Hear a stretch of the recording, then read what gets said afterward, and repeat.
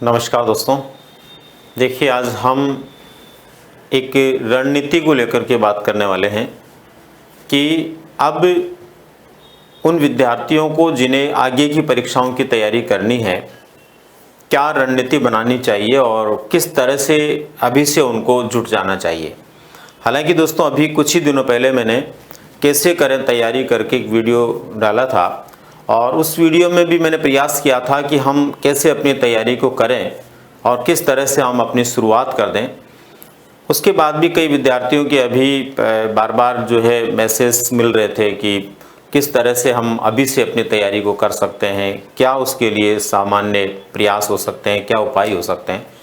तो उसी को लेकर के अभी हम चर्चा करने वाले हैं। दोस्तों, सबसे पहले तो आप सभी लोगों को मेरा ये एक सामान्य सा सुझाव है कि पिछली परीक्षाएं जो हुई है उनके परिणाम क्या रहे क्या नहीं रहे, उसको लेकर के आपके माइंड में किसी भी प्रकार का दबाव तनाव नहीं रखना है, क्योंकि जो होना था वो हो गया है और उसको लेकर के हम कब तक बैठे रहेंगे, कब तक चिंतित रहेंगे, उसको अपने माइंड से बिल्कुल स्किप कर दीजिए और ये मान के चलिए कि वो मैंने प्रैक्टिस के लिए एग्जाम दिया था और उसमें जो हुआ हो गया।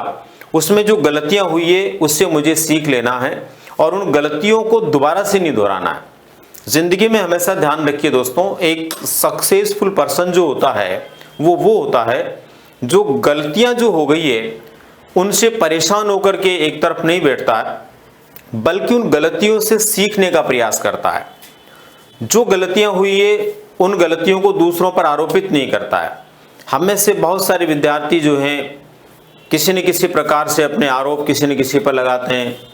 कोई पढ़ाने वाले पे लगाता है, कोई कोचिंग संस्थान पर लगा देता है, कोई किताबों पर लगाता है कि वो किताबें अच्छी नहीं थी इसलिए मेरा नहीं हुआ, किसी ने गाइड मुझे अच्छा नहीं किया इसलिए नहीं हुआ, किसी टीचर ने अच्छा नहीं पढ़ाया इसलिए नहीं हुआ, किसी संस्थान में पढ़ा और वहाँ से प्रश्न नहीं आए तो नहीं हुआ। तो ये सारी चीज़ें दोस्तों किसी भी सूरत में एक विद्यार्थी के लिए और विशेषकर जो शिक्षक बनने जा रहा है उसके लिए शोभनीय नहीं है, क्योंकि शिक्षक जो बनने जा रहा है उसमें ये प्रेरणा पहले से होनी चाहिए कि वह कभी भी अपने स्वयं के द्वारा की गई गलतियों का या रखी गई कमियों का दूसरों पर आरोपण नहीं करें, बल्कि खुद को उनके माध्यम से, उन गलतियों के माध्यम से कैसे चेंजेस करते हुए, सुधारते हुए नई दिशा दे सकता है, इस पर कार्य करें।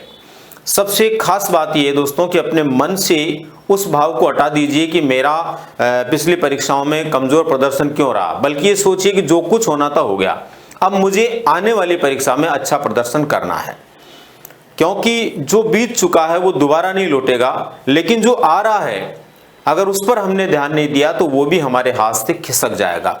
इसलिए हमें हमेशा आने वाले के लिए न सिर्फ अच्छे प्रयास करने चाहिए बल्कि पिछली गलतियों से सीख लेना चाहिए। आपने ये तो निश्चित रूप से कई बार सुना ही होगा दोस्तों कि जो हमारी असफलता होती है, हमारी गलतियां होती है, वो हमारी टीचर होती है, वो हमें पढ़ाती है, हमें सिखाती है कि हमें भविष्य में इनसे बचना चाहिए और बचकर कैसे हम एक सफल व्यक्तित्व के रूप में स्थापित हो सकते हैं, इस पर गौर करना चाहिए। तो दोस्तों, इसी को ध्यान में रखते हुए आज हम थोड़ा विस्तार से चर्चा करेंगे। हो सकता है आपका समय थोड़ा इसमें पूरे वीडियो को देखने में खर्च हो, लेकिन अभी आपके पास ऐसा कोई परीक्षा का ऐसा समय तो है नहीं कि आप जो है उतना समय नहीं निकाल सकते। उम्मीद करता हूं कि आप पूरा ध्यान से सुनेंगे और मैं आत्मिक रूप से क्या कहना चाह रहा हूं उस पर आप गौर करेंगे, क्योंकि दोस्तों अभी तक आपके सपने जो हैं वो हैं, आपके सपने जो हैं आपको पूरे करने हैं। एक विद्यार्थी का कमेंट था कि मेरे साथ में बहुत सारे सपने थे घर वालों के, वो मैं पूरे नहीं कर पाया, लेकिन अब की बार जरूर करूंगा। तो दोस्तों बिल्कुल जरूर करेंगे, आप 100% करेंगे। वो भी निश्चित रूप से मेरी बात को सुन रहे होंगे जिन्होंने लिखा है, और आप सब भी सुने। आपके सपने कभी समाप्त नहीं होने चाहिए, हमारे सपने हर रोज आगे से आगे रहने चाहिए। अगर जिनका चयन भी हो गया है, चयन की स्थिति में, उनको भी बड़ा सपना देखना कि ग्रेड 3 में उनका चयन हो रहा, तो वो देखें कि मैं ग्रेड 2 की तैयारी शुरू कर दूं क्योंकि 2 आने वाला है। जिसका ग्रेड 2 में चयन होने की स्थिति है वो 1 की तैयारी कर दे। मतलब तैयारी हमें आगे से आगे करनी है, हमें रुकना नहीं है, थमना नहीं है। तो उसके लिए हमारी एक बेहतर रणनीति क्या हो, क्या प्रयास हम शुरू करें। तो दोस्तों यहाँ पर मैं कॉमन सभी के लिए बात कर रहा हूँ इस रणनीति के तहत, या एक ऐसी रणनीति के माध्यम से जो सफलता के लिए हम इसको लेकर के आए हैं और कोशिश करेंगे कि इस तरह से जो बातचीत हम करें उस पर अमल करेंगे तो हमें 100% सफलता मिलेगी मिलेगी। क्योंकि दोस्तों केवल मेरे कहने से और आपके सुनने मात्र से कुछ भी नहीं होने वाला है। मैं इस तरह की बात 50 बार बोल दूं, 50 वीडियो लेकर के आ जाऊं और आप 50 बार देख लें तो सफलता नहीं मिलेगी दोस्तों। मैं बहुत बार कहता हूं कि किसी अच्छे शिक्षक से पढ़ करके कभी ये नहीं सोचना चाहिए कि हम सफल हो जाएंगे। किसी अच्छी संस्था में एडमिशन लेकर ये नहीं सोचना चाहिए कि हमारा जीतना तय है। दोस्तों जीत जो है ना वो निर्भर करती है आप पर, आपके स्वाध्याय पर। जीतना हमेशा स्वाध्याय पर और खुद के परिश्रम पर निर्भर करता है। इसलिए हमें किसी बेहतर पुस्तक से, बेहतर शिक्षक से, बेहतर संस्था से इतना ही ताल्लुकात रखना चाहिए कि उससे जो मिल रहा वो हम ले लें, लेकिन हमारी सफलता के लिए तो हमें ही सब कुछ करना पड़ेगा। और ये फैक्ट है, शाश्वत सत्य है, इसको कोई बदल नहीं सकता। और किसी भी सूरत के अंदर किसी भी संस्था से, किसी भी टीचर से पढ़ाए हुए 100% प्रश्न कंपटीशन में मिल जाए, ऐसा भी संभव नहीं है। इसलिए अपने को ये खुद को सोचना है। और इतने समझदार तो आप लोग हो ही गए हैं दोस्तों कि बार बार ये एग्जाम्स हो रहे हैं, उनको आप देख रहे हैं, उनमें आप बैठ रहे हैं, उनको आप दे रहे हैं, तो आप ये बात तो समझ ही सकते हैं कि किसी के कहने मात्र से कुछ नहीं होता है। अपना खुद का हम खुद करेंगे तब कुछ ना कुछ होगा। तो यहाँ हम दोस्तों स्कूल व्याख्याता के लिए जो तैयारी करने वाले विद्यार्थी हैं उनके लिए, ग्रेड 2 जो आने वाली है उसके लिए जो तैयारी में लग रहे हैं उनके लिए, रीट का भी पात्रता परीक्षा निश्चित रूप से होगी दोस्तों।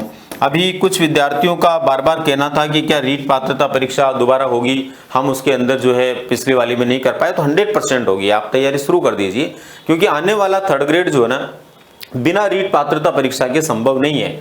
इसलिए आप मान के चलिए कि ग्रेड 3rd की वैकेंसी आएगी तो उससे पहले पात्रता परीक्षा भी होगी। तो आप पात्रता परीक्षा में जुट जाइए जिन जिन को पात्रता परीक्षा सफल करनी है। और दोस्तों ग्रेड 3rd भी आएंगी तो निश्चित रूप से जो पात्रता परीक्षा पास है वो ग्रेड 3rd के लिए भी आगामी तैयारी में जुट सकता है, जिसका प्रदर्शन अभी थोड़ा कमजोर रहा है। और दोस्तों ये ध्यान रखिए कि आप ये मत सोचिए कि हम असफल हो गए या हमारा कुछ भी नहीं कर पाए, ऐसा नहीं है। ये सोचिए कि हमारा प्रदर्शन कमजोर रहा, हमने मेहनत की, हमने प्रयास किया, लेकिन मेहनत में कुछ कमी रही इसलिए हमारा प्रदर्शन कमजोर रहा। बस इतना ही सोचना है और बी पॉजिटिव, आगे के लिए लग जाना है। क्योंकि आपका सपना जो है वो साकार होकर रहेगा। बहुत ईमानदारी से मैं आप बोल रहा हूं दोस्तों, अगर आपने ये मान रखा कि मुझे मेरे सपने को साकार करना, तो साकार होकर रहेगा। समय अलग हो सकता है, किसी का समय अभी था कि अभी साकार हो रहा, किसी का अगली बार होना। इसलिए चिंता मत करिए, साकार जरूर होगा अगर हम उस दिशा के अंदर सकारात्मक हैं। अब दोस्तों बात क्या है, यहां पर हमारी क्या रणनीति रहे, मैं पहले भी बता चुका हूं, एक बार फिर आपसे बता रहा हूं कि हमारी क्या रणनीति अभी हमें बनानी चाहिए। अभी से हमारी स्ट्रेटेजी क्या हो कि हम निश्चित रूप से सफल हो ही जाएं। तो कुछ पॉइंट्स जो है मैंने ऑलरेडी आप लोगों के लिए लिखे हैं ताकि एक एक बात को मैं ठीक से बता पाऊं और हम लोग चीजों को समझ पाएं कि मैं क्या कहना चाह रहा हूं और क्या हमारे लिए महत्वपूर्ण है। दोस्तों देखिए, सबसे पहले तो मैं पहले भी कई बार बता चुका हूं, किसी भी कंपटीशन में सफल होने के लिए दोस्तों उसका जो पाठ्यक्रम है ना उसका विश्लेषण करना बहुत जरूरी है। हम में से बहुत सारे विद्यार्थी 25% स्टूडेंट, ये मेरा अनुभव है, 25% विद्यार्थी जब पाठ्यक्रम का विश्लेषण नहीं करते ना तो वो समझ ही नहीं पाते कि हमें क्या पढ़ना और क्या छोड़ना है। तो पहले नंबर पर तो आप ये तय कर लीजिए कि क्या पढ़ना और क्या छोड़ना है। ये पाठ्यक्रम विश्लेषण करोगे आप तब पता चलेगा, और पाठ्यक्रम का विश्लेषण आपको करना ही चाहिए पहले नंबर पर, चाहे उसमें 1 दिन लगे 2 दिन लगे, आपको पूरा विश्लेषण करना चाहिए। और मैं भी कोशिश करूंगा दोस्तों, मैं सोच रहा हूं कि सभी परीक्षाओं के जो पाठ्यक्रम है, चाहे वो रीट का है, 3rd ग्रेड का है, 2nd ग्रेड, 1st ग्रेड का, उस पाठ्यक्रम को लेकर के एक विश्लेषणात्मक वीडियो के माध्यम से मैं चर्चा करूं कि किन मुद्दों पे हमें किस टॉपिक में फोकस करना चाहिए, कौन से टॉपिक में किस बात को हम फोकस करें कि वहां से प्रश्न आए ही, और वो पीछे के जो प्रश्न आए हुए परीक्षाओं में उनके आधार पर एक विश्लेषण मैं उसका तैयार कर रहा हूं। जितना जल्दी होगा उसको लेकर के मैं बात करूंगा, तो उससे भी आपको थोड़ी मदद मिलेगी। लेकिन आप अपने स्तर पर भी कीजिए, दूसरों के भरोसे मत रहिए। मैंने कह दिया तो ऐसा नहीं कि आप मेरे भरोसे बैठ जाएं, आपको खुद को भी करना दोस्तों। और जब आप करोगे ना तभी बेहतर कर पाओगे। जीवन में हमेशा ध्यान रखिए कि खुद के काम करने के बाद ही खुद को सफलता मिलती है। दूसरों के आधार पर हमें जो है ऐसे नहीं सोचना है कि हो जाएगा देखा जाएगा, ऐसा नहीं है। खुद के लिए खुद एक बार विश्लेषण कीजिए, बेहतर तरीके से कर पाओगे आप। मुझे भरोसा दोस्तों, आप जितना खुद के लिए विश्लेषण कर पाओगे ना, दूसरे के विश्लेषण से आप उतना नहीं सीख पाओगे। वो अलग बात है, संतुष्टि के लिए हम देख पाए, ठीक है। तो विश्लेषण करिए और उसके अंदर ये देखिए कि जब आप पाठ्यक्रम का विश्लेषण करोगे ना तो आपको कुछ टॉपिक ऐसे मिलेंगे जो आपके लिए कमजोरी होगी, आपका कमजोर पक्ष होगा। क्योंकि निश्चित मान के चलिए पाठ्यक्रम जो हमारा आता है ना दोस्तों वो अलग तरह का होता है। अब किसी ने ग्रेजुएशन के अंदर क्या सब्जेक्ट लिए, किसी ने 11th 12th में क्या सब्जेक्ट लिए, लेकिन यहाँ पर तो वो विषय भी आते हैं कंपटीशन में जो आपने पढ़े ही नहीं, न 12वीं में पढ़े, 11वीं में पढ़े, न ग्रेजुएशन पढ़े। तो फिर ऐसी स्थिति में वो तो हमारा कमजोर पक्ष है ही ना। तो क्यों ना हम सबसे पहले हमारे कमजोर पक्ष वाले यूनिट्स को जाने, पहचाने, उन टॉपिक्स को पहचाने कि ये टॉपिक ऐसे हैं जो हमारा कमजोर पक्ष है। और इस कमजोर पक्ष को सबसे पहले हमें क्या करना चाहिए, मजबूत करना चाहिए। हमें नहीं भी आता तो उसके लिए बार बार प्रयास करने चाहिए, स्वाध्याय करना चाहिए। आप सब लोग जो रीट के लिए, 3rd ग्रेड के लिए, ग्रेड 2nd और 1st के लिए तैयारी करने वाले हैं वो तो सब टीचर्स हैं। पोस्टिंग होना ही तो तुम्हारा बाकी है भाई। तुम अध्यापक हो, तुमने अध्यापक के लिए ट्रेनिंग ली है तो इतना तो तुम्हें पता है तो तुम खुद के लिए खुद कितना कर सकते हो। जिन टॉपिक्स को आप क्लास में जाकर बच्चों को पढ़ा करके उनको सिखाओगे तो क्या खुद नहीं सीख सकते? सोचिए एक बार के लिए खुद के लिए, और कितना भी कमजोर टॉपिक आपका उसको एक बार परफेक्ट कर लीजिए। अभी समय तुम्हारे पास में बहुत समय है, इसलिए आप लोग सबसे पहले उन्हीं पर फोकस कीजिए। कमजोरी को कमजोरी मत रखिए, क्योंकि वो कमजोरी रह जाएगी ना तो फिर आगे तक आपको तकलीफ देगी, आगे तक आपको टेंशन देगी। और अगर अभी आपने उसको कंप्लीट कर लिया ना तो बाकी जो आपका अच्छा पक्ष है उसको और ज्यादा मजबूत करोगे और आपके माइंड में वो बात नहीं रहेगी। लेकिन ध्यान रहे कि 20-20 में उनको दोबारा टच करते रहें। जो कमजोर पक्ष है उसको सबसे पहले पहचाने दोस्तों। और ये कब पहचान पाओगे? जब आप पाठ्यक्रम का, सिलेबस का विश्लेषण करोगे और सबसे पहले उसी को ठीक करने का प्रयास करना। मैं पहले भी एक वीडियो में ये बता चुका हूं कि सबसे पहले हमें उन्हीं को ठीक करने का प्रयास करना है। तो आप ये बात ध्यान रखें दोस्तों, बार बार जब मैं कह रहा हूं, मैं ही नहीं, मेरे जितने भी साथी लोग हैं और भी आपके गुरुजन हैं जिन पे भी आप भरोसा करते हैं, जो आपके सबसे अच्छे गुरुजी हैं, जिन पर आप पूरा विश्वास करके उनकी बात को मानते हैं, वो भी आपको पक्का ये कहेंगे कि सबसे पहले आप अपने कमजोर पक्ष को पहचानो दोस्तों और उसको सही करने का प्रयास करो। अब इसके बाद में दूसरी खास बात क्या है दोस्तों? दूसरी खास बात है प्रारंभिक 2 माह केवल मानक पुस्तकों से स्वयं की मेहनत के द्वारा नोट्स बनाने का कार्य करो दोस्तों। ये बहुत जरूरी है मित्रों। ये आप मान के चलिए कि अगर आपने मानक पुस्तकों के माध्यम से खुद के नोट्स एक बार बना लिए ना, चाहे उसके अंदर आप बहुत अच्छे नहीं बना पाए, आप ये मत सोचो कि हम इतना बढ़िया नहीं बना पाएंगे जितने टीचर्स बना देते हैं। नहीं, ऐसा कुछ भी नहीं है।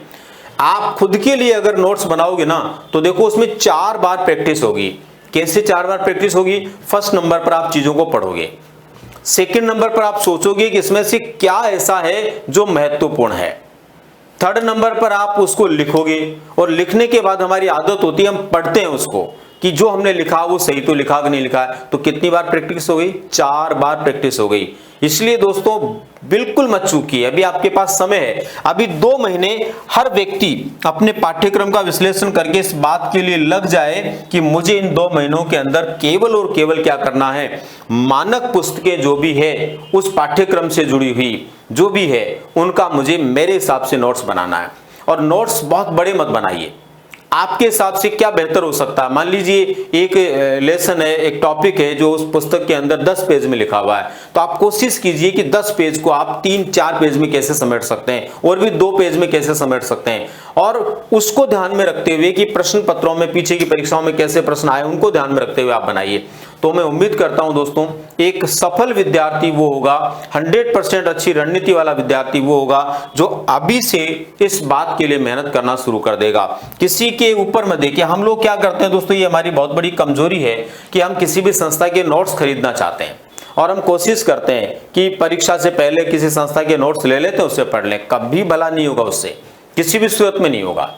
मैं कह रहा हूं आप अपने नोट्स बनाओगे तो कितनी बार प्रैक्टिस हो जाएगी? 4 बार हो जाएगी। और दोस्तों जब 4 बार प्रैक्टिस हो जाएगी ना, आप बना के देखो, एक किसी भी सब्जेक्ट के बना के देखो। आप अगर एक किसी भी सब्जेक्ट के नोट्स आपने बना के देखे ना तो आपको खुद को ही पता लग जाएगा 15 दिन बाद में कि वाकई में आज जिसके नोट्स मैंने बनाए ना उसको तो मुझे पढ़ने की जरूरत ही नहीं है, ऐसा आप फील करेंगे। और जब फिर उसको नोट्स बना के इतना महसूस करके पढ़ लोगे ना तो ये मान के चलिए 4 चांद लग जाएंगे। कोई रोक नहीं सकता आपकी सक्सेस को। इसलिए ध्यान रखो, मेहनत तो करनी पड़ेगी दोस्तों। कोई सोचे कि बहुत मेहनत होगी, लिखना पड़ेगा, परिश्रम करना पड़ेगा। देखो आपको पता दोस्तों, सीधा सीधा माल कहीं से लाओगे ना तो वो सीधा सीधा माल आपको खाने में अच्छा लग सकता है, लेकिन बनाना कभी नहीं सीख पाओगे।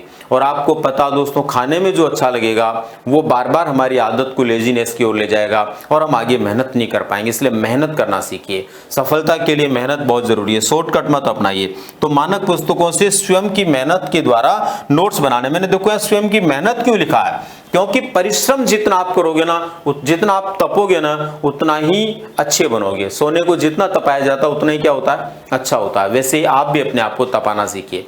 100% आप खुद पुस्तकों के अंदर जाओगे ना, तो आज हम पूछते हैं किसी को कि भाई इसका प्रूफ क्या होगा, इसका राइट आंसर क्या होगा, हमारे हिसाब से हो रहा, तो पूछने की जरूरत ही नहीं पड़ेगी। आप खुद बताओगे कि मैंने उस मानक पुस्तक में पढ़ा, इसका तो यही होगा, ये चेंज ही नहीं हो सकता।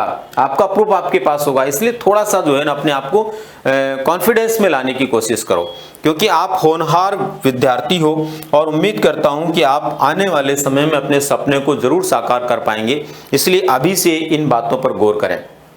थोड़ा समय आपको लग रहा होगा समझने में, मैं भी चाहता हूं कि आप ध्यान से चीजों को समझें, लेकिन ये कुछ मिनट्स का वीडियो आपकी लाइफ में चेंजेस ला सकता है दोस्तों, यदि आप मन से इस बात को ग्रहण करते हैं। मानता हूं बहुत सारे विद्यार्थी ये भी सोच सकते हैं कि तो हमें ही पता, हम ही जानते हैं, ये सब कुछ तो हम ही कर रहे हैं। लेकिन कई बार क्या होता है दोस्तों, कुछ लोग ऐसे होते हैं जो पहले से ये नहीं कर रहे होते हैं, जानने के बाद भी नहीं कर रहे होते हैं। जानने में तो आप पढ़ना भी जानते हो, जानने में तो आप रिजल्ट कैसे अच्छा आता है ये भी जानते हो, जानने में तो आप ये भी जानते हो कि मेहनत से परिणाम आता है, लेकिन फिर करते क्यों नहीं है। इसलिए ये ध्यान रखो दोस्तों, हमें अगर किसी व्यक्ति के द्वारा कोई मार्गदर्शन मिल रहा है या हम ले रहे हैं, तो उस मार्गदर्शन को लेकर के एक तरफ नहीं डालना है। आप में से जिस व्यक्ति ने इस वीडियो को क्लिक किया है, जो अभी मुझे सुन रहा है, वो इस बात को जरूर सोचें कि यदि आपने इस वीडियो को देखने का समय खराब किया ना, तो दोस्तों इसका उपयोग भी करिए, सदुपयोग भी करिए, तब तो इसके ऊपर क्लिक करने का फायदा, वरना कोई फायदा नहीं है। इसलिए आप लोग जो है सुनिश्चित रूप से इसका प्रयास करें। इसके बाद में देखिए दोस्तों, नेक्स्ट हमें क्या करना है। एक ये बहुत जबरदस्त काम है दोस्तों। मैंने पिछली परीक्षाओं के पेपर्स के आधार पर और आप जैसे कई विद्यार्थियों से बातचीत करने के आधार पर एक निष्कर्ष को प्राप्त किया है, जो आपके लिए भी बहुत ही महत्वपूर्ण साबित होगा और आप लोगों को तत्काल इस काम को भी करना शुरू कर देना चाहिए। देखो, जब आप पाठ्यक्रम का विश्लेषण करोगे ना, उसके बाद में आप 6ठी से लेकर 12वीं क्लास तक जो आरबीएससी की या एनसीईआरटी की जो भी पुस्तकें दोनों हैं तो दोनों, या एक उपलब्ध है तो एक, जो भी उपलब्ध है उसके अंदर उन टॉपिक्स को ढूंढिए जो आपके पाठ्यक्रम से जुड़े हुए हैं। और दोस्तों उन किताबों के अंदर उस टॉपिक्स के बारे में जो लिखा हुआ ना, वो आपके लिए रामबाण साबित होने वाला है। पिछली परीक्षाओं के आधार पर ये दावे के साथ मैं कह सकता हूं, और आप भी इस बात को जानते हैं। इसलिए आपको क्या करना है, ये भी बहुत बड़ा काम आप लोगों के लिए, ये करना ही चाहिए आप लोगों को। और क्या करना चाहिए आपको, करना चाहिए दोस्तों कि जो कक्षा 6 से लेकर के 12 तक की पुस्तकें हैं, चाहे वो एनसीईआरटी की है या फिर आरबीएससी की है, दोनों की भी हो सकती है, दोनों में से जो भी उपलब्ध हो वो भी हो सकती है। उन पुस्तकों के उन टॉपिक्स को आपको देखना है दोस्तों, जिनका संबंध किससे है, आपके पाठ्यक्रम से है, आपके सिलेबस से है। आपके सिलेबस में जो टॉपिक है उनमें से उन टॉपिक्स को आपको पहचानना है, चिन्हित करना है, और चिन्हित करके पिछली परीक्षाओं के आधार पर यह देखना है कि इनका बड़ा योगदान रहा है। इसलिए आप लोगों को भी उनके प्रश्नों को तैयार करना है। अच्छा, इसके लिए एक सिंपल सी बात बता देता हूं। इसके लिए बहुत ज्यादा आप मेहनत नहीं कर पाए तो आप क्या कर सकते हैं, आपके घर परिवार में आसपास के लोगों में 6ठी से लेकर 12वीं तक के बच्चे मिल जाएंगे आपके सब्जेक्ट से जुड़े हुए। वो आपका ग्रेड 2 का सब्जेक्ट हो सकता है, 3rd का हो सकता है, 1st का हो सकता है, या फिर जो है रीड के अंदर लैंग्वेज हो सकती है, या जीके वाला कोई पार्ट भी हो सकता है। उसके लिए आप क्या करें, आजकल बच्चे कुछ पासबुक का उपयोग करते हैं। पासबुक में भी कई तरह की पासबुक आती है, उसमें से जो अच्छी पासबुक है, स्तरीय पासबुक, जिसका योगदान बच्चों को सबसे ज्यादा मिलता है, वो आप बच्चों से 2 दिन के लिए लीजिए। और आपके पाठ्यक्रम से जुड़ा हुआ जो भी टॉपिक है, उस टॉपिक में उस पासबुक को मिलान कीजिए। और उस पासबुक में आप देखिए, आजकल पासबुकों में ऐसे प्रश्न आते हैं, अन्य महत्वपूर्ण प्रश्न, जो सामान्य प्रश्न जो पाठ के पीछे दिए होते हैं किताब में, वो तो आते हैं, उसके अलावा अन्य महत्वपूर्ण प्रश्न आते हैं। तो आप अन्य महत्वपूर्ण प्रश्न जो दिए हुए हैं ना, उन पर विशेष फोकस करें और उनको अपनी डायरी में नोट कर लें, क्योंकि ये देखा गया है कि उन्हीं प्रश्नों में से कंपटीशन के अंदर ज्यादातर बार प्रश्न पूछे गए। सामान्य प्रश्न तो किताब में वैसे भी आ जाते हैं, लेकिन पासबुक वाले क्या करते हैं, थोड़े से जटिलता वाले प्रश्न होते हैं वो बनाते हैं और वही तुम्हारे काम के हैं। उन प्रश्नों को आप नोट कर लीजिए। और ये देखा गया दोस्तों पिछली परीक्षाओं में, चाहे वो रीट की हो, थर्ड ग्रेड की हो, ग्रेड सेकंड या फर्स्ट हो, वहां से प्रश्न तो पूछे गए हैं, उन टॉपिक से तो प्रश्न पूछे गए। इसलिए आपको इसके ऊपर भी विशेष रूप से गौर करना चाहिए। आपके लिए महत्वपूर्ण ही नहीं है दोस्तों, ये रामबाण साबित हो सकता है। मैं तो ये मान के चलता हूं कि यदि 100 प्रश्नों का आपका पेपर है और 100 में से 5 प्रश्न भी ऐसे होते हैं कि जो यहां से आपको मिल जाते हैं ना, तो आप समझ लीजिए आप कितने आगे जाएंगे। क्योंकि एक एक प्रश्न आपको कितना महत्वपूर्ण लग रहा है अभी इस समय आपको पता है। इसलिए निश्चित रूप से अभी आपके पास वक्त है, आपको ऐसा करना चाहिए। और इन सभी क्लासों की जो आपके सब्जेक्ट से जुड़ी हुई है, एक ही तो कोई सब्जेक्ट होगा आपका, सारे तो हो नहीं सकते, उस एक सब्जेक्ट के जो प्रश्न बनते हैं 100, 200, 400 वो लिख लीजिए आप, और वो प्रश्न आपके लिए बहुत अच्छे साबित होंगे। इसको आपको कोताही नहीं बरतनी चाहिए, 100% ये काम आपको अभी करना चाहिए। उसके बाद में दोस्तों बात आती है पुराने पेपर्स को सॉल्व करने का भी अभ्यास करें। अभी दोस्तों जितने भी परीक्षाएं हो चुकी है उनके पेपर्स उपलब्ध हैं, पुराने पेपर भी आपके पास होंगे। अभी जस्ट जो परीक्षाएं होंगी उनके पेपर भी आपके पास होंगे। आपको इनको हल करने का अभ्यास करना चाहिए, बार बार अभ्यास करना चाहिए। और पेपर हल करते समय सोचना भी चाहिए कि किसी प्रश्न का उत्तर जो है ये हुआ तो क्यों हुआ, मैंने ये किया तो क्यों किया, या मेरे को ये लग रहा तो क्यों लग रहा, और इसका राइट आंसर ये है तो क्यों। इस पर आप जोर दें, अपने माइंड को जो है ब्लॉविंग स्थिति में लाएं, मस्तिष्क उद्वेलन जो आपने सुना होगा ना, तो उस स्थिति में लेकर के आए, मस्तिष्क में विचार पैदा करें। जितने विचार आपके माइंड में पैदा हो गए ना इन प्रश्नों को लेकर के, उतना ही बेहतर जो है आंसर आपके मस्तिष्क में आएगा और एक अच्छे रिजल्ट के पास आप पहुंच पाएंगे। दोस्तों आप देखिए, इस बात को लेकर कई विद्यार्थी सोचेंगे कि कई बार क्या होता है, जैसे भी आंसर की में प्रश्नों के उत्तर हम लोगों के द्वारा बताए जाते हैं, तो कुछ प्रश्न ऐसे होते हैं जो हमने बताया उनके आंसर हमारे हिसाब से अलग है, बोर्ड अलग मान रहा है, आरपीएससी अलग मान रही है। तो इसको लेकर के कई विद्यार्थी जो है बार बार कमेंट करते हैं, अरे आपके भी उत्तर गलत हो गए, तो फिर आप क्या पढ़ाते हो, आपको ही नहीं आ रहा तो हमें कहां से आएगा। तो दोस्तों ये बिल्कुल भी हमें नहीं सोचना है। ये जो विद्यार्थी सोचता है ना, शायद वो इस बात पर अमल नहीं करता, वो इस बात पर गौर नहीं करता कि प्रत्येक व्यक्ति का मस्तिष्क और सोचने की क्षमताएं अलग होती है, और प्रत्येक व्यक्ति का भाव अलग होता है, प्रत्येक व्यक्ति का नजरिया अलग होता है। और दोस्तों वहां पर ये जो गलती होती है ना, केवल उन्हीं प्रश्नों में होती है अलग उत्तरों की जो व्यक्ति के व्यवहार पर आधारित होते हैं। तो प्रश्न पत्र बनाने वाला क्या सोचकर बना रहा है, उस समय उसके माइंड में क्या थीम चल रही है, उसके अकॉर्डिंग बनाता है, उसका आंसर वो होता है। और जब हम उत्तर उसका देख रहे होते हैं तब हमारे माइंड में अलग थीम चल रही होती है। तो डेफिनेटली एक दो प्रश्नों में ऐसा होना कोई बड़ी बात नहीं है, लेकिन इसको लेकर के किसी विद्यार्थी को ये सोचना कि ऐसा कैसे हो रहा है वो ठीक नहीं होता है। थोड़ा सा उसके लिए गौर करें। ऐसे ही 100% प्रश्न किसी भी पुस्तक में से और किसी भी टीचर के पढ़ाए हुए में से नहीं आता है। इसको लेकर के भी हमें परेशान होने की जरूरत नहीं है, बल्कि ये सोचने की जरूरत है कि ज्ञान अपार है, जितना हम ले रहे हैं, जितना हमारे पास उपलब्ध है वो अच्छी बात है, वो पॉजिटिविटी है हमारे अंदर, हमारी एक एनर्जी है। लेकिन उसके अलावा भी कुछ भी पूछा जा सकता है। ये खुला माइंड अपना रहना चाहिए, ओपन माइंड अपना रहना चाहिए। और इन प्रश्नों को जितना आप पढ़ेंगे, प्रैक्टिस करेंगे, उतना ही आंसर आपको प्राप्त होगा। आप देखिए कि किसी भी बोर्ड या आरपीएससी के द्वारा प्रश्न पूछे जाने के बाद में हो सकता है प्रारंभ में हम खुद भी उसके आंसर में कंफ्यूज रहते हैं, और निश्चित रूप से ऐसा होता है दोस्तों। लेकिन बाद में धीरे धीरे जब विचार करते हैं, सोचते हैं, मंथन करते हैं, तो कुछ समय बाद में समझ में आता है कि वाकई में इसका आंसर क्या होना चाहिए था, हम क्या सोच रहे थे, या आरपीएससी या बोर्ड ने क्या मान लिया जो गलती से मान लिया, या सच में वो ऐसा ही था। उस बारे में जब सोचते हैं ना तो निश्चित रूप से निष्कर्ष पर पहुंचते हैं।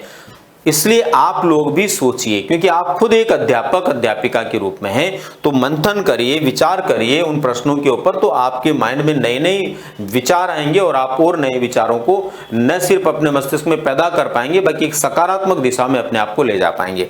उसके बाद दोस्तों नेक्स्ट क्या है, देखिए नेक्स्ट आप लोगों के लिए खास बात जो है, मैं जहां तक मानता हूं वो ये है दोस्तों कि पिछली परीक्षाओं में जिन टॉपिक्स में से बार बार पूछा गया, देखो ये चीजें इन पे गौर करना जरूरी है।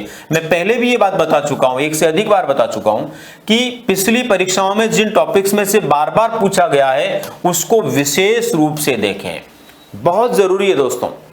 क्योंकि कुछ टॉपिक ऐसे होते हैं हमारे पाठ्यक्रम में जिनसे हर बार प्रश्न आता है और हम ध्यान नहीं दे पाते। बहुत सारे विद्यार्थी तो ये और सोच लेते हैं कि इसमें से तो 2-3 बार आ गया, अब पता नहीं आएगा नहीं आएगा। ऐसा नहीं है भाई, उसकी कोई ना कोई इंपॉर्टेंस जरूर है, कोई ना कोई वजह जरूर है जिसकी वजह से वहां से बार बार प्रश्न आ रहा है। तो इसलिए हमें क्या करना चाहिए, उस पर गौर करना चाहिए और ऐसे जितने भी टॉपिक्स हैं उनको विशेष रूप से तैयार करना चाहिए, विशेष रूप से देखना चाहिए। उसमें कितने प्रश्न और बन सकते हैं वो बनाने चाहिए, खुद को भी बनाने चाहिए। मैं तो ये कहता हूं दोस्तों, एक अच्छा प्रतियोगी वो होता है जो अपने लिए खुद प्रश्न बनाता है, खुद प्रश्न बना करके खुद तैयार करता है उनके लिए कि मैं इसको इस तरह से बेहतर कर पाऊंगा। मान लीजिए एक पार्ट में से आप किसी दूसरी पुस्तक से 10 प्रश्न पढ़ते हैं तो आपको इतना अभ्यास तो ही जाता है कि इसमें से कैसे प्रश्न बनेंगे, और 10 प्रश्न आप बनाइए, खुद बनाइए। अगर किसी पुस्तक में 10 आप बना लीजिए, 20 हो गए तो कुछ बचेगा ही नहीं उसमें से कुछ पूछेंगे जो आपको आएगा, क्योंकि उसके प्रश्न आपने खुद ने बनाए, आपने खुद ने उसकी प्रैक्टिस की है। तो कोशिश करें। इसके बाद में दोस्तों देखिए, नेक्स्ट आपको ध्यान रखने वाली जो बात है वो क्या है, स्तरीय पुस्तकें लेकर के स्वाध्याय पर जोर दें। देखो मैं फिर आपको कह रहा हूं दोस्तों, अन्य किसी के भरोसे पर केवल हमें मार्गदर्शन के लिए रहना चाहिए, लेकिन जीत अगर अपने को चाहिए ना, सफलता अपने को चाहिए, तो हमें किस पर गौर करना है दोस्तों, स्वाध्याय पर गौर करना है। संजीवनी यदि आपके लिए सफलता की कुछ है तो स्वाध्याय है, स्वाध्याय से बड़ी संजीवनी नहीं है। इसलिए आप स्वाध्याय पर जोर दीजिए, स्तरीय पुस्तकें लीजिए, स्वाध्याय पर जोर दीजिए। ये सफलता का क्या है दोस्तों, मूल आधार है। आपकी जो सक्सेस आपको मिलने वाली है ना, ये इसका मूल आधार है। ये मैं नहीं कह रहा हूं दोस्तों, सभी विद्वान लोग कहते हैं और आप खुद भी इस बात को मानते हैं कि सफलता का मूल आधार क्या है, स्वाध्याय है। स्वाध्याय से बड़ा साथी आपका कोई नहीं हो सकता। इसलिए दोस्तों स्वाध्याय की ताकत को आप पहचानिए, यानी सफलता का मूल आधार स्वाध्याय की ताकत है। इसका मतलब ये पावर है दोस्तों जो आपको सफल बनाएगी। इसलिए आप अपने स्वाध्याय पर गौर कीजिए, स्वाध्याय कीजिए, अपने आप को समय दीजिए। जितना समय आपको दे पाएंगे ना दोस्तों, उतनी ही सफलता आपको मिलने वाली है।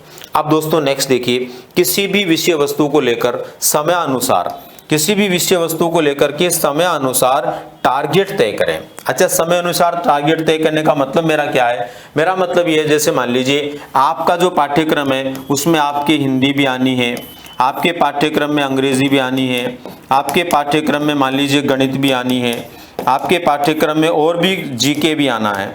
तो जीके में भी अलग अलग पार्ट होते हैं। तो हमें ये, मेरा मतलब यहाँ पर ये है कि हमें टारगेट बनाना चाहिए। अभी हमारे पास खूब समय, तो हमें टारगेट बना लिया कि भाई हिंदी को मैं जो है 1 महीने में एकदम कंप्लीट करना चाहता हूँ। जो भी हिंदी से हमारे सिलेबस में है, क्या क्या पूछा जाएगा, उसमें कुछ भी नहीं बचना चाहिए, एकदम परफेक्ट करूंगा मैं। हिंदी जब पूरा हो गया कि मैं अंग्रेजी को टारगेट करूंगा, गणित को करूंगा, इस तरह से। तो एक बार आप एक एक विषय को टारगेट करके देखिए, एक एक विषय को टारगेट करके देखेंगे ना, तो 100% आपका उस विषय के अंदर पकड़ बढ़ेगा और आप बहुत अच्छा उसमें कर पाएंगे।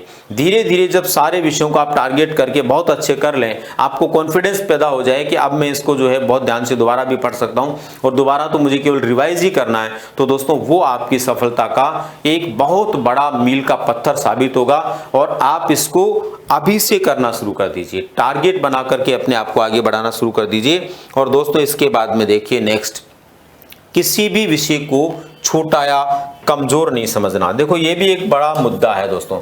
बहुत सारे विद्यार्थी क्या सोचते हैं कि ये तो ज्यादा महत्वपूर्ण नहीं है। जैसे ग्रेड फर्स्ट की बात करें, ग्रेड फर्स्ट के अंदर इंग्लिश है, हिंदी है, मैथ्स है, इनमें क्या होता है 2-2, 4-4 क्वेश्चन आते हैं, 4-4 क्वेश्चन आते हैं, 5-5 आते हैं। तो बहुत सारे स्टूडेंट क्या करते हैं, उनको छोड़ ही देते हैं कि नहीं मैथ पर तो मुझे आती नहीं, मुझे नहीं पढ़ना है, इंग्लिश तो मुझे पढ़ना ही नहीं है, कोई मतलब नहीं है ना, हिंदी तो मुझे पढ़ना ही नहीं है क्योंकि इसमें से 2-4 क्वेश्चन आएंगे तो कोई फर्क नहीं पड़ेगा। अरे बहुत फर्क पड़ता है भाई। एक प्रश्न भी अगर किसी विषय में से आता है और वो आपको सही हो गया ना, तो आप हजारों के आगे चले जाते हैं। इसलिए यहां पर ये ध्यान रखो, अभी आपके पास बहुत वक्त है। लास्ट टाइम अगर आपका आ गया, बिल्कुल आप बहुत कम समय में तैयारी कर रहे हैं ना, तो फिर भी आप ऐसा कर सकते हैं एक बार के लिए, लेकिन अभी आपके पास वक्त है दोस्तों।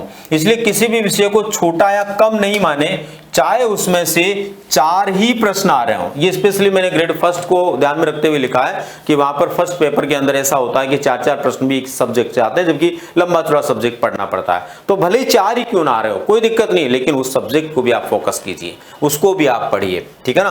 प्रश्न 4 ही आते हैं तो भी एक बार के लिए उसे आपको क्या करना है दोस्तों, फोकस करना है।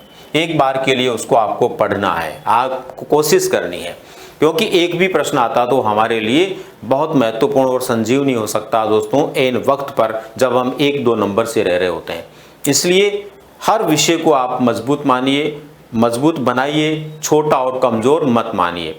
इसके बाद में दोस्तों स्वयं टॉपिक वाइज प्रश्नों का निर्माण करने की आदत। देखो मैंने अभी बोला था थोड़ी देर पहले आपको, मैं ये मानता हूं दोस्तों, और ये आपके लिए भी मैं बताना चाहता हूं कि यदि जिंदगी में आप बहुत अच्छी सफलता प्राप्त करना चाहते हैं और आने वाली परीक्षा में किसी भी सूरत में चूकना नहीं चाहते, तो ये काम तो आपको करना ही चाहिए।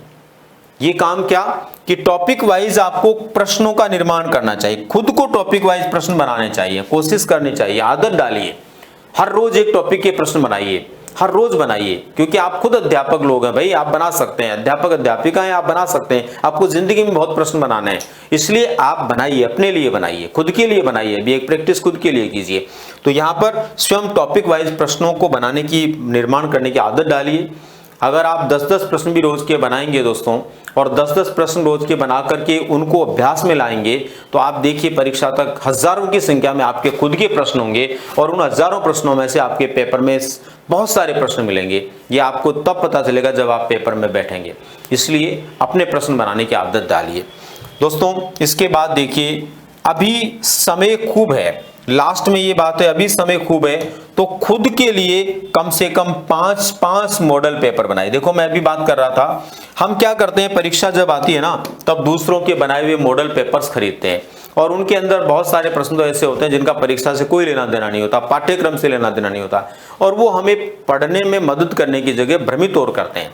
हम परेशान और हो जाते हैं उनसे। कई लोग तो जो है अंतिम समय में मॉडल पेपर्स हल जब करते हैं, तो अपनी पूरी तैयारी जो होती है उसको और जो है खुद के लिए विश्वासी बन जाते हैं। तो ऐसा मत करिए। वो अलग बात है कि लास्ट में आप प्रैक्टिस के लिए कुछ मॉडल पेपर्स का उपयोग करते हैं तो करें, लेकिन एक बार के लिए अभी शुरुआत में खुद के लिए 5 मॉडल पेपर बनाएं। अच्छा क्या करें, इनको बनाकर देखो, आप 5 मॉडल पेपर बनाओ। अभी आप बनाओगे तो आपने तो पढ़ाई नहीं, पाठ्यक्रम मान लो तैयारी नहीं है, तो आपको उत्तर आए ही नहीं है, कोई बात नहीं। आप तो जितना जटिल और कठिन मॉडल पेपर बना सकते हो ना खुद के लिए, वो खुद बनाओ। जैसे मान लीजिए आप जो है परीक्षा दे रहे हैं ग्रेड 3 की, आप दे रहे हैं ग्रेड 1 की, ग्रेड 2 की। अब मान लो ग्रेड 2, 1 और 3 को लेकर हम बात करें। ग्रेड 1 के लिए आप फर्स्ट पेपर के मॉडल पेपर बनाइए। 75 क्वेश्चन आते हैं आपके, 75 क्वेश्चन। तो आप क्या करें, आप 75 जो प्रश्न आपके आते हैं, उन 75 प्रश्नों के लिए क्या करें, खुद अपने स्तर के ऊपर एक मॉडल पेपर बनाएं, और वो प्रश्न मॉडल पेपर जो उसके अंदर सभी विषयों के प्रश्नों, 100 प्रश्न आते हैं तो 100 का बनाएं, 150 आते हैं 150 का बनाएं। ग्रेड 2 में जैसे 100 प्रश्न आते हैं फर्स्ट पेपर में, तो 100 प्रश्नों का बनाएं। रीट के अंदर 150 प्रश्न आते हैं तो 150 का बनाएं, और उसी 150 के अंदर उसी रूप में बनाएं जैसे जनरली मूल परीक्षा में आता है ना, ऐसे 5 मॉडल पेपर बनाएं, और उन मॉडल पेपरों को बना करके एक तरफ रख दें। उनके ऊपर बिल्कुल भी अभ्यास नहीं करें, बस आपने बना लिए, खुद ने बना लिए, खुद की उसकी आंसर की भी आत्मात बना लीजिए। जब मॉडल पेपर बनाओगे ना, तब उसके आंसर की बना लेना, और बना करके उनको इस तरह से रख दो कि जब तक आप तैयारी करेंगे तब तक उनको आप छुएंगे भी नहीं। अब 2, 3, 4, 5, 6 महीने आपने अच्छे से तैयारी कर ली, और तैयारी करने के बाद में फिर आप क्या करें, उन मॉडल पेपर्स को एक एक को हल करें। दोस्तों मजा आ जाएगा आपको। 100% आप उन मॉडल पेपर को हल करने की क्षमता अपने आप में पैदा कर लेंगे, जिनको आपने खुद ने बनाया। और अगर खुद ने बनाया और फिर भी आप तैयारी करने के बाद उनको हल नहीं कर पा रहे हैं, तो आपका खुद का परीक्षण भी हो जाएगा कि जब पेपर मैंने बनाया, प्रश्न मैंने बनाया और उसका उत्तर मुझे नहीं आ रहा, इसका मतलब मेरी तैयारी में कोई कमी है, कोई कमजोरी मैंने अपने आप में छोड़ दी है। तो उसके लिए आपको क्या करने की जरूरत है, मेहनत करने की जरूरत है, फिर आप दोबारा मेहनत के लिए लग जाएंगे। तो मेरा कहने का अर्थ है दोस्तों कि इस प्रकार से जिन मुद्दों पर आज हमने विचार किया, अगर इन मुद्दों के आधार पर आप अपनी तैयारी को करते हैं, तो फाइनली दोस्तों हम एक अच्छी सफलता को प्राप्त करेंगे। हालांकि दोस्तों इस तरह की विचारधाराएं, बातें आपने पहले भी कई बार सुनी होगी, मैंने भी कई बार बोला होगा, लेकिन मैं उम्मीद करता हूं कि आज जितना कुछ बातचीत हमने किया ना, वो अपने आप के अंदर न सिर्फ महत्वपूर्ण है, बाकी आपको अंदर से झकझोरने वाला होना चाहिए, आपको तैयार करने वाला होना चाहिए, आपको मोटिवेट करने वाला होना चाहिए। और आप 100% इन बातों को सुनकर के न सिर्फ मोटिवेट होंगे, बल्कि आज से ही उस धुन के साथ में लग जाएंगे कि हमें हर हाल में आने वाले समय में अपने सपने को साकार करना है। और उम्मीद करता हूं दोस्तों ईश्वर आपकी मदद करे और सुनिश्चित रूप से आप सफलता को प्राप्त करें। इस नव वर्ष में, जो कि नव वर्ष लगभग शुरू हुआ है, विक्रम संवत के आधार पर हम बात कर रहे हैं, इस नव वर्ष के जाने से पहले पहले हम एक नए चिराग के साथ में, नई रोशनी के साथ में, नए उजाले के साथ में अपने जीवन को आगे बढ़ाते हुए मिलें। ऐसी आशा और उम्मीद के साथ में, अपेक्षाओं के साथ में अभी मैं आप लोगों से विदा लूँगा। फिर मिलते हैं दोस्तों किसी नई जानकारी के साथ में। धन्यवाद।